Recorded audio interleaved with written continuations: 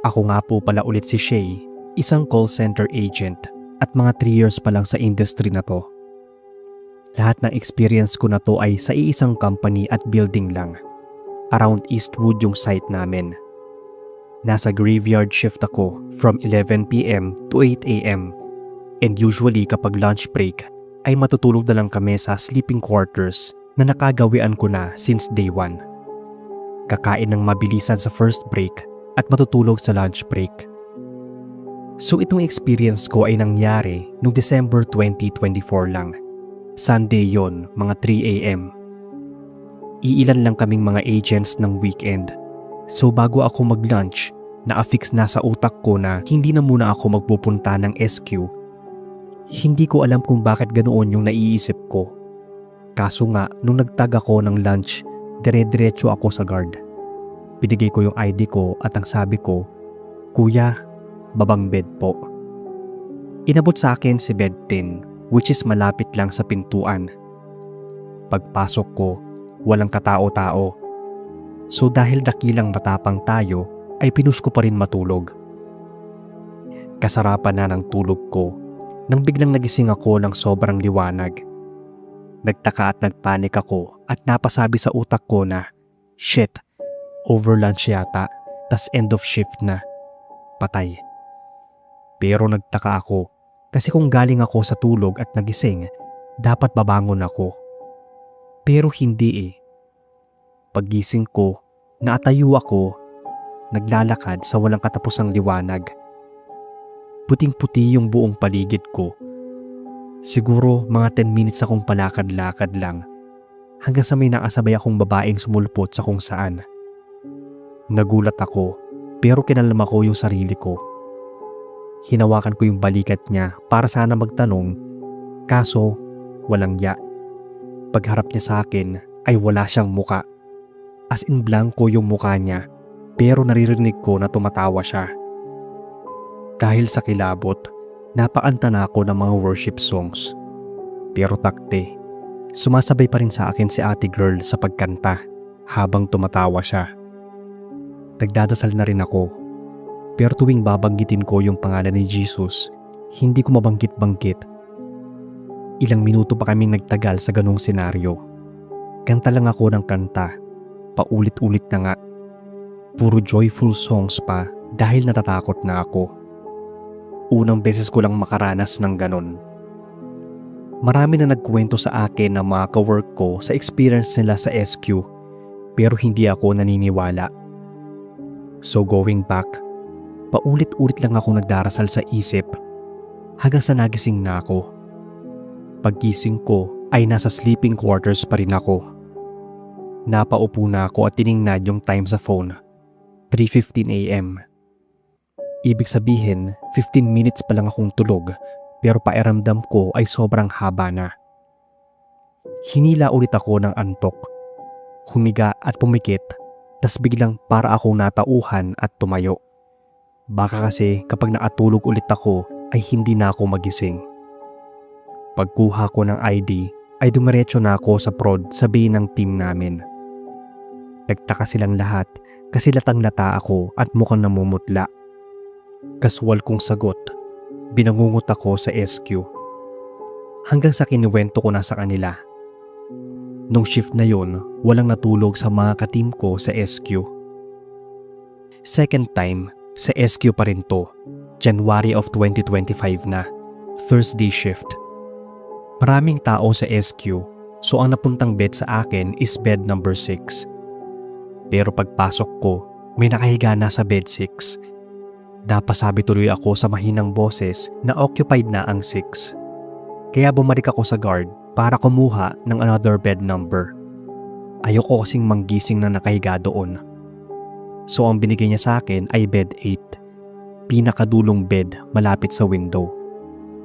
Pagbalik ko sa SQ, nakaupo na yung babae sa bed 6. So siguro tapos na yung LB o lunch break niya. Umupo muna ako sa bed. Scroll saglit, tapos hihiga na sana ako. Nang nagsalita yung babae sa taas ng bed 6. "Ate, ba't hindi ka dito pumwesto kanina? Vacant pa po yan, wala namang nakahiga." So nagtaka ako at sumagot ng, "Ha? May nakahiga dyan kanina eh." Pagpasok ko nga ulit ngayon ay nakaupo na siya. Doon ko lang din nakita na wala na yung babaeng nakaupo kanina. Di ko nakita yung mukha niya kasi sobrang dilim sa SQ. Ino-open ko lang yung flashlight to check kung occupied o kung saan yung bed number ko. Then nagsalita naman yung babae sa bed 6. "Miss, walang tao dyan kanina pa. Kaya nga nagtaka kami nung sinabi mong occupied na. Sasagot sana kami sa'yo, kaso umalis ka na nga." Hindi na ako nakasagot pa. Dalawa na silang nagsabing walang tao doon. Nanahimik na lang ako. Gusto ko na sanang lumabas na lang at tumambay sa pantry. Kaso ipinagwalang bahala ko na lang at natulog na. So far, aside sa senaryo na yon ay okay naman ang lahat. Nakatulog ako ng maayos. Third time, sa SQ pa rin to. Nangyari to nitong February 15 lang. So nag-decide ulit ako na matulog ng lunch break, pero dito na lang sa station ko. Sobrang antok ko kasi talaga nun, tapos wala kaming masyadong calls. Kaso pagdating ng 3 AM, inaya ako ng kawork ko na matulog sa SQ. Wala daw kasi siyang alarm kaya samahan ko raw siya. Nalobat kasi yung phone niya. So sinabahan ko nga siya. Nasa bed 2 ako malapit sa pinto at siya naman ay nasa bed 8 sa pinakadulo malapit sa bintana. Dalawa lang kaming naroon sa SQ. Naatulog naman agad si Aryan. Ako din napagpasyahan ko ng matulog. Ilang minuto pa lang ako nakakapikit ay ramdam ko ng palalim na yung tulog ko. Nang may narinig akong humihilik. Nagulat ako. Napasabi pa nga ako sa isip, "Hala, ako ba yun?" Ganun ata ako kapag sobrang pagod at naghihilik. So pinagwalang bahala ko na lang. Pumikit na ulit ako. Kaso pipikit pa lang ay may humihilik na naman. Langya, sigurado ako na hindi na ako yon. Sobrang dilim ng SQ.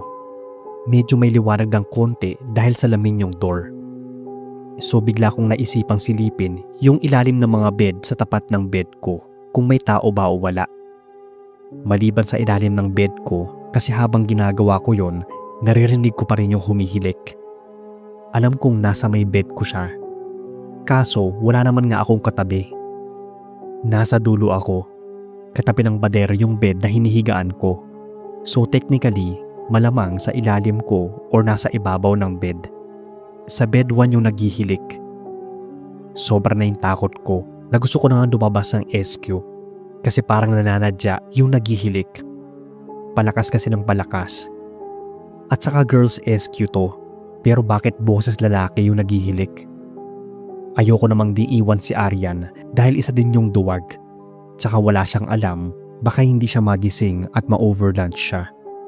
Kaya inalis ko lang sa isip ko at nag-cellphone. Inintay ko na lang na tumunog yung alarm. Saka kami lumabas ni Aryan. Pagkuha ko ng ID sa guard, chinek ko yung SQ logbook. Lalo akong natakot nang na-confirm kong wala talagang ibang tao sa SQ at kaming dalawa lang. Sa totoo lang, marami pa akong karanasan, Sir Bob, dito sa building na to. Mag-share ulit ako. Sana ay mapansin niyo muna to. I'm currently writing this at 3 AM, Feb 24, 2025. Hindi na muna ako natulog sa SQ. Kabado na ako masyado. Okay sana kung babae pa rin, kaso lalaki yung humihilik, kaya sign na ata yon para tumigil na ako sa kakatulog doon. Pero syempre, eme lang po. Depende pa rin sa antok ko. Maraming salamat po sir sa pagbabasa. Hello po Sir Bob. Magandang araw sa inyo at sa lahat ng mga tagapainig ng Kadiliman Horror Stories. Ako po ay isa sa mga mas sugid niyong tagapainig sa inyong mga kwento matapos ang maghapong pagtatrabaho sa salon bago matulog. In short, kayo po ang pahinga ko. Kwento ko lang po yung karanasan ko taong 2014, buwan ng Disyembre yon. Masayang bakasyon sana yon dahil pupunta kami ng lugar ng aking ama sa susunod na araw. Pero kabaliktaran ang nangyari sa amin. Mahigit 1 dekada na rin ang nakalipas, pero pag naaalala ko ay napapatulo pa rin yung luha ko. Tawagin na lang po pala akong Sir Seijin. Nandito po ako ngayon at nakikipagsapalaran sa ibang bansa kasama yung 5 ko pang mga kaibigang sina Licky Chris na malapit sa akin, si Bebs Jane na 4 na taon na dito, si Boss Gemma na tinuturing ko ng naatatandang kapatid, si Ate Vil na taga Cebu, at yung paghuli si Boss Tetchi. Sila nga yung nag-udyok sa akin para ikwento ko yung karanasan kong ito sa inyong channel, Sir Bob. 14 years old pa lang ako nang mamatay sa aksidente yung papa ko nung papunta siyang trabaho. Wasak yung kanyang TMX na motor at ang kanyang ulo ay napuruhan. Dahil nung hawakan nito ay malambot at puno ng dugo. Halos maputol na yung kanyang kabilang talampakan dahil balat na lang ang nagdudugtong nun dahil nabali yung kanyang buto sa talampakan. Pero bago po yun nangyari, nung paalis na ang aking ama para magpaandar ng sasakyan niya, ay nandun po ako nakahiga. Sinilip pa nga niya ako bago niya sinara yung pinto at umalis na. Nung biglang may maliliit na parang mga gamo-gamo ang biglang nagsidatingan sa harap ko. Kaya napabangon ako at pinaalis silang lahat. Tuluyan na ngang umandar yung motor at nakaalis na si Papa. Doon ko napag-isip na siguro, sinyalis pala yun na kailangan kong pigilan yung ama ko sa pag-alis. Pero yun ang hindi ko naisip agad nung time na yon, Sir Bob, na hanggang ngayon ay labis kong pinagsisisihan. Then, nung unang araw po ng lamay niya, Sir Bob, nang sa wakas ay nagkailaw na rin kasi brown out ng halos 2 buwan dahil sa bagyo. Kaya kahit papaano, salamat sa Panginoon at nagkailaw na nung time na nung lamay niya. Habang naghahanda ako ng mga pagkain at kape para sa mga taong nasa labas, ay biglang tumunog yung radyo na naalagay malapit sa mesa kung nasaan ako. Mag-isa lang ako noon sa kusina. Tung biglang nagsalita ito ng salitang waray.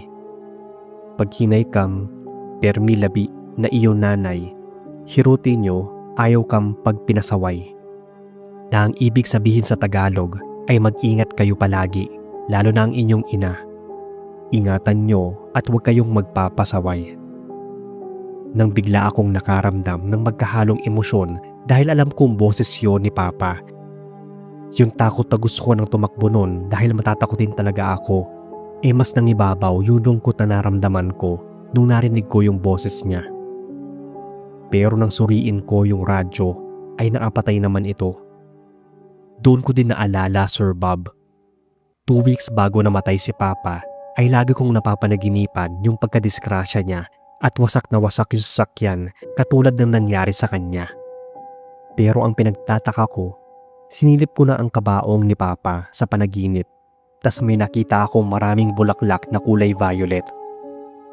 Magigising na lang akong may mga luha na sa mga mata ko na di ko akalain na mangyayari pala.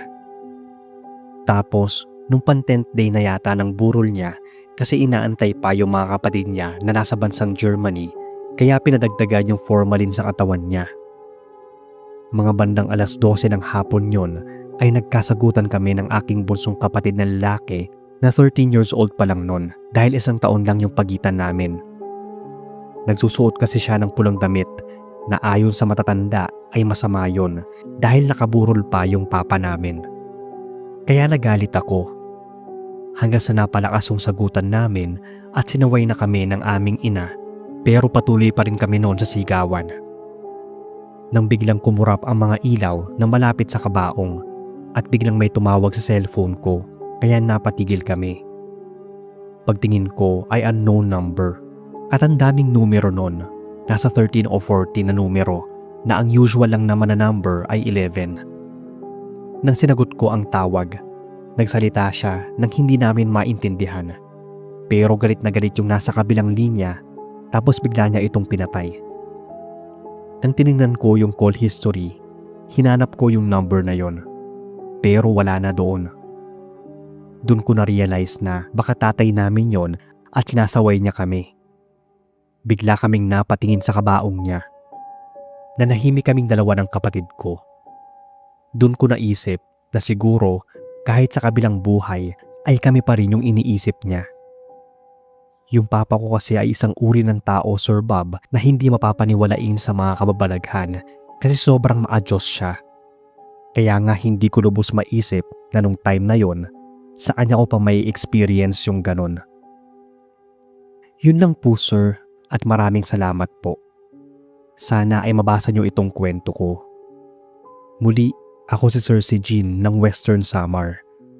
Sana ay nagustuhan ninyo ang totoong horror experience ng buhay ko. Shoutout nga po pala kay Ariel Ensano ng Bicol na lagi kong kausap tungkol sa mga kababalaghan.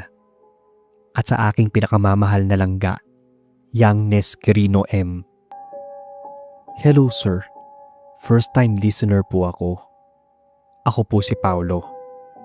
Itong kwento ay galing sa pinsan ko na tawagin nating Odette. Bale maikli lang po to. Nangyari to nung late 2000s, bago pa yung K-12. CAT officer po siya nung high school nila sa Bacolod.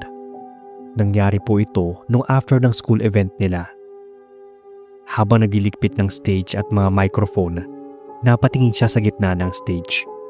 May babae daw na estudyante na kumakanta sa gitna ng stage na yon, pero hindi niya maintindihan. Parang nagaham lang siya. Napatingin siya sa kasamahan niya at nagtanong, sino yung babae na nasa gitna na kumakanta at bakit may hawak pa na microphone? Nag-check sila ng mga equipment at kumpleto naman yung microphone na dala nila tuwing may assembly. Nagtaka sila at nagkatinginan kung saan galing yung hawak na microphone ng misteryosong babaeng estudyante na kumakanta sa stage. Sabi sa akin ni Odette na nang makita nilang magkakasama, kaya din sila nagtakbuhan nang makita yung babaeng yon ay tago yung mukha nito ng buhok pero naka-uniform talaga siya ng parang regular student. Tapos hawak nito yung microphone na hindi kasama ng mga equipment nila. Kaya nung una, hindi napansin na lumulutang pala siya. Kaya sumenyas pa siya sa kabilang side ng stage sa isa pa nilang kaklase na officer din na CAT or Air Force program nila sa school. At ayun nga, pagtingin nilang magkakasama sa babae ng mabuti, lumulutang talaga siya. Nagpanik sila at nagmadaling lumabas ng assembly hall at nagtakbuhan palabas ng school. Hindi raw nila ma-explain kung anong nangyari at bakit bigla na lang may nagpakita sa kanila. Kasi lahat sila nakita yung lumulutang na multo. Ang dami pang actually karanasan sa school na yon. Hindi lang si Odette ang nakakita ng mga kababalaghan. Yun lang po sir. Salamat sa pagbabasa. At kayo na rin po ang bahalang mag-edit kung medyo magulo. Hello po Sir Bob. Magandang araw sa inyo. Silent listener niyo po ako ng matagal na. Hindi naman po sa pagmamayabang. Lahat kasi ng kwento niyo ay napainggan ko na. Mahilig ako sa mga kwentong kababalaghan. Ito po ang naging libangan ko habang nagtatrabaho sa gabi as an HR trainer admin. Isa po akong VA, usually graveyard shift na work from home. Ako po si Vin. Sa tingin ko ay hindi naman ito sobrang nakakatakot na kwento. Pero sana ay mapabilang sa inyong magagandang kwento sa channel. Nangyari po ito noong May of 2025 lang, birth month ko. So nagplano kaming magbabarkada na mag-getaway sa beach. Zamboanga del Norte to be exact. 12 po kami na magbabarkada, 3 babae at lahat ay mga lalaki na. Magkakapatiran din kami sa isang fraternity. So ayun na nga, van po yung sinakyan namin papuntang resort. May 5 bata po kaming kasama. Mga anak din yun ng mga kasama ko at anak ko. Dumating na nga kami sa resort. Nagrenta ng kwarto na good for 20 packs. Maganda yung room. Malinis. Pagkapasok pa lang ay iba na yung pakiramdam ko pero hindi naman sobrang bigat. Dumating kami after lunch na yon, around 2 p.m. So ang inuna naming gawin ay mag-prepare ng pang-lunch, especially may mga bata kaming kasama. Mga boys ang nag-ihaw ng karne at isda habang kaming 3 babae ay naghanda para sa mesa. Mga plato, sausawan at nagsaing na rin. Yung mga bata naman ay naligo sa dagat. Mga around 5 p.m., nagsimula na mag-inuman ang mga The Boys. Di kami sumali since hard drink ang trip nila. Hanggang Red Horse lang naman kami. Naunang ma-knockdown ng isa naming kasama sa kalasingan, si Ronel. Kinarga siya ng mga The Boys papunta sa kama. Pinikturan pa nga para gawing memes at binuli na rin kasi nga siya yung unang na-knockout. Sobrang ingay namin noon. Pagkaalis ng mga boys papuntang cottage, mga 10 steps away lang sa kwarto namin. Kami ng mga babae ay inayos si Ronel. Sinigurado naming hindi siya mahuhulog sa kama at binihisan namin siya ng t-shirt. Kasi naka-aircon, baka malamigan. Andoon na yung mga The Boys bumalik sa cottage at resume ang drinking session nila. Maingay na naman sila, idagdag pa yung full blast na speaker at 2 mics. Around 7 p.m. noon, tapos na rin mag-dinner at ang mga bata ay tapos na rin mag-swimming. Nakapadyama na. Kakapasok lang nila sa kwarto at galing raw silang seaside nang huli ng maliliit na crabs at mga unusual na shells. Naglaro sila ng chess at cards. Nakita ko na rin na naglaro sila ng online games Minecraft since kanya-kanya sila ng cellphone. Siguro ay naburyo sila at naglaro na naman sila ng chess. Mga after 30 minutes siguro yon, lumapit sa akin yung anak ko na 9 years old. Tinanong niya kung nakita ko raw ba yung phone niya.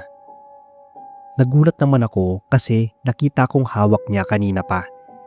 Wala daw doon kung saan niya nilapag. Hinanap namin. Pati yung mga The Boys ay nagtulong-tulong na rin. Literal kami naghanap. Halos balik na rin na nga namin ang kwarto sa paghahanap. Lahat ng bed sheets, tinanggal na rin namin. Mga bags, lahat ng sulok, pati basurahan ay chinek na nga namin.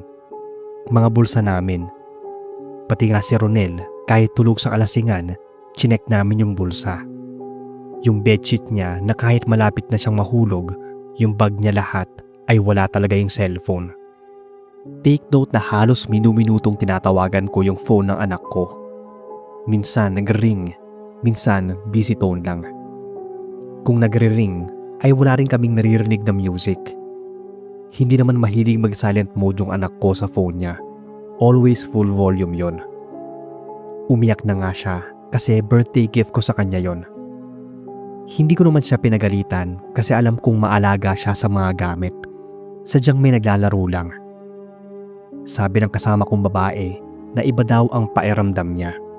Parang pinaglalaroan daw kami. May sixth sense kasi tong kaibigan ko.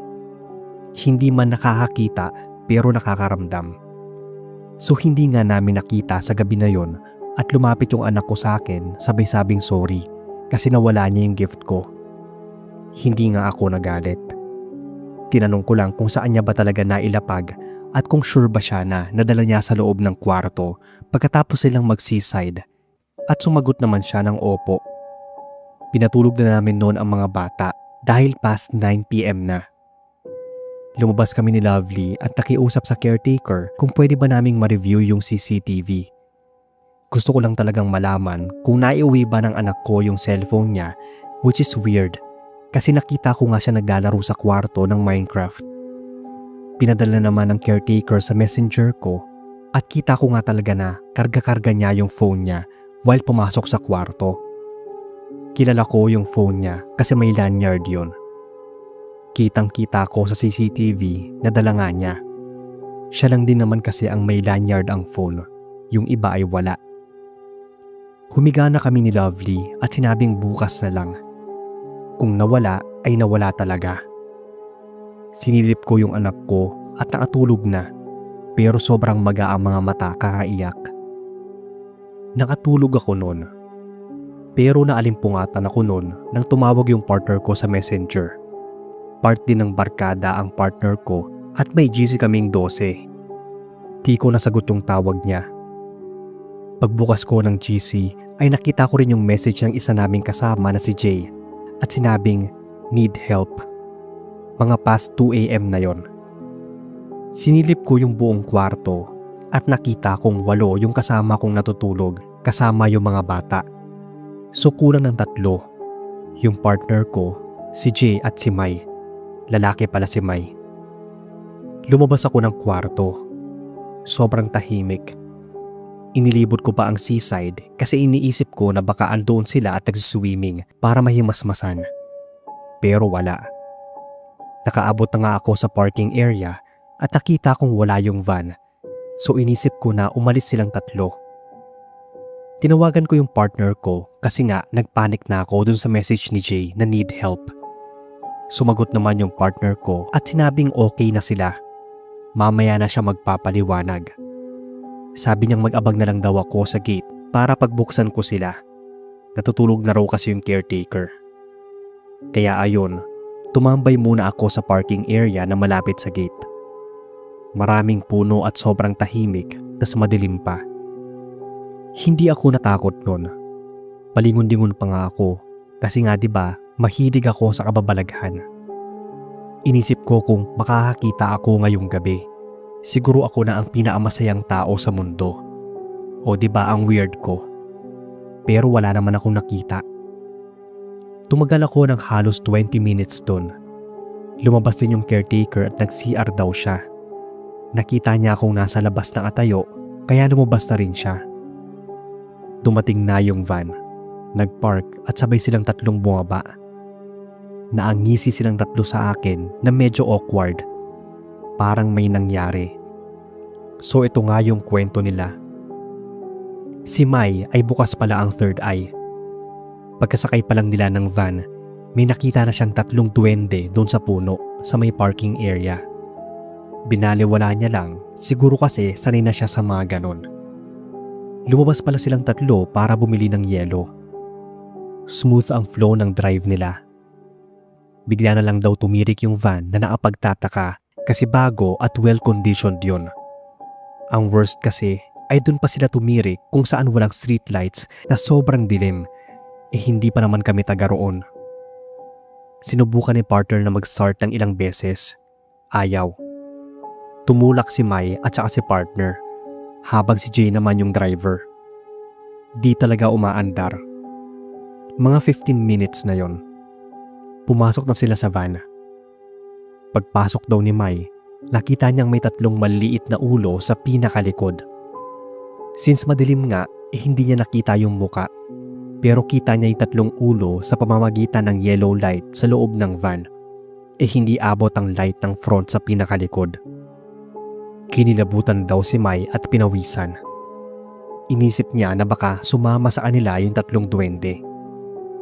Sinabi niya kay partner at kay Jay na wag munang i-start, pero hindi niya sinabi na may nakita siya.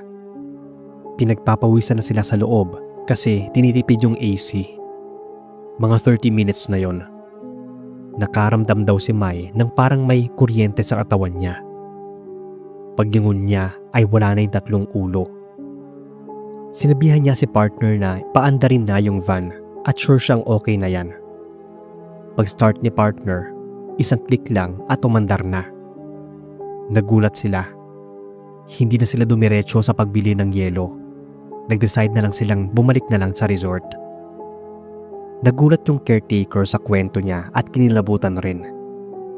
Sabi kasi ng caretaker, may white lady din daw sa resort na yon. Halos lahat daw ng mga guest may sinasabing may white lady raw na nakikita sila. Tahimik lang. Di pa sinasabi ng caretaker kung saan lagi nakikita ang white lady ay nagsalita si Mai. Sabi niya, "Opo, dyan sa puno na yan, andyan siya." Sabay turo dun sa puno. Sabi ng caretaker, "Oo, yan lagi ang tinuturo ng mga guests, sir." Ngumisi lang si Mai. Ako naman, tinutok ang mga mata sa puno pero wala talaga akong nakikita. Natulog na ang lahat. Naatulog ako pero paputol-putol kasi hindi ako sanay matulog sa ibang kwarto o lugar. Pagkagising ko ay past 6 AM na. Nakita kong gising na ang iba. Si Lovely ay gumagawa na ng breakfast. Si Ronel ay nasa tabi niya habang nagkakape. Nakita ako ni Lovely, sabing good morning at kung sinubukan ko bang tumawag ulit. Sabi ko, hindi nagre-ring.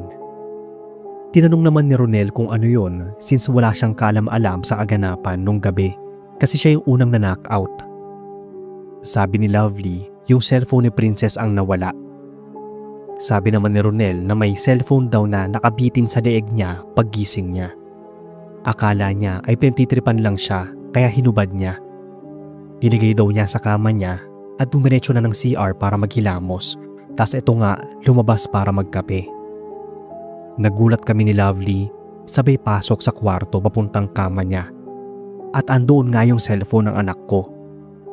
Nakita kong nasa 60 plus pa ang battery percentage nun. Tinawagan ko at full volume naman. Malakas din ang signal doon kaya nakapagtataka talaga. Sabi ni Ronel ay andoon na raw yun pagkagising niya.